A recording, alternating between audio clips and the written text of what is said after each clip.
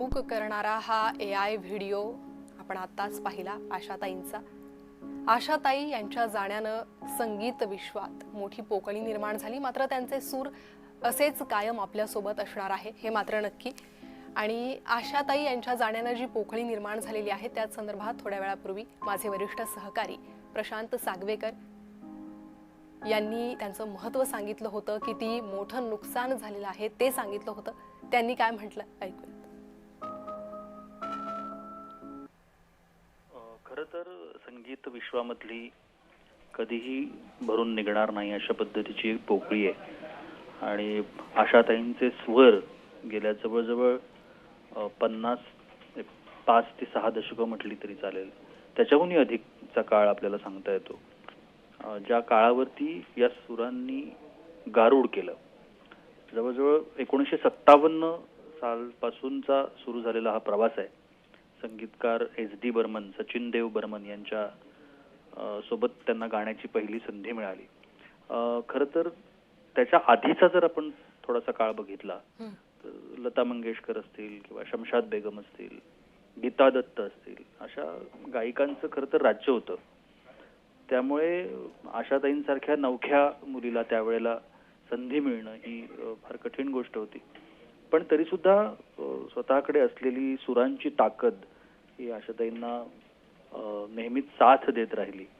आणि मग 1957-58 जर काळ आपण बघितला तर त्या काळामध्ये खऱ्या अर्थानं आशा पर्व सुरू झाला। आपण अनेक चित्रपटांची नावं त्याच्यामध्ये घेऊ शकतो। काळा बाजार आहे, लाजवंती आहे, 9-2-11 आहे, चलती का नाम गाडी आहे, सुजाता, असे असंख्य चित्रपट आणि त्या असंख्य चित्रपटांमधली अजरामर गाणी, जी गाणी ऐकत ऐकत पिढ्यानपिढ्या लहानाच्या मोठ्या झाल्या आणि ती गाणी आजही आपल्या मनात आहेत, ओठात आहेत। आजही त्यापैकी कोणतीही गाणी जरी लागली कुठे तर आपण सहज गुणगुणतो, ती तोंडपाठ आहेत।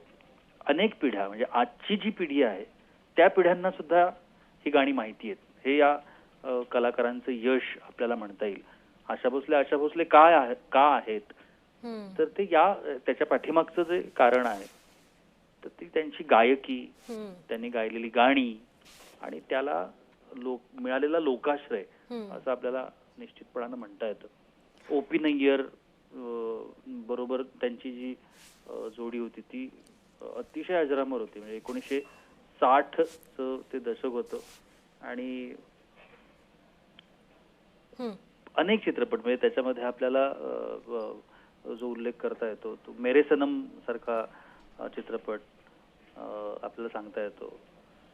तो अशा अनेक चित्रपटांसाठी त्यांनी बॅकग्राऊंड संगीत म्हणजे आपल्याला त्या गायल्या। पिया तू अब तो आजा सारखं गाणं आजही अनेकांच्या तोंडावरती आहे।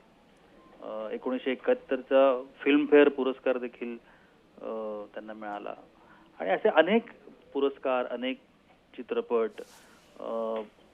एकीकडे हिंदी आपण म्हणतोय गाजत होतं तर दुसरीकडे मराठीत सुद्धा तेवढाच ठसा त्या उमटवत होत्या। सुधीर फडके असतील, हेमंत कुमार असतील, लता मंगेशकर, स्वतःच्या बहिणीसोबत सुद्धा त्यांना गाणं म्हणता आलं। दीदींसोबत गाणं, दीदींना त्या गुरुच मानत होत्या, तर त्यांच्यासोबत सुद्धा त्यांना गाता आलं। सुरेश वाडकरांसोबत त्यांनी गाणी म्हटली। अनुराधा पौडवाल आहेत, अशा गायकांबरोबर त्यांनी जी गायलेली गाणी आहेत ती अगदी रसिकांच्या मनात आहेत। मग कविवर्य बाबा बोरकर आहेत, आरती प्रभू आहेत, गडी माडगुळकर आहेत, शांता शेळके आहेत, सुरेश भट आहेत, सुधीर मोघे आहेत। अशाच्या जी गाणी होती किंवा त्या कविता होत्या त्या जी चाली होत्या, म्हणजे त्याच्यातलं जे वैशिष्ट्यपूर्ण होतं, गाण्यातली लकब हा एक वेगळा भाग आहेच। त्याच्यामध्ये मंगेशकर गायकीचा जो ठसा आहे तो ठसा आपल्याला दिसतोच, पण त्याही सोबत आशा भोसलेंची जी गायकी होती त्याची एक निराळी स्टाईल होती।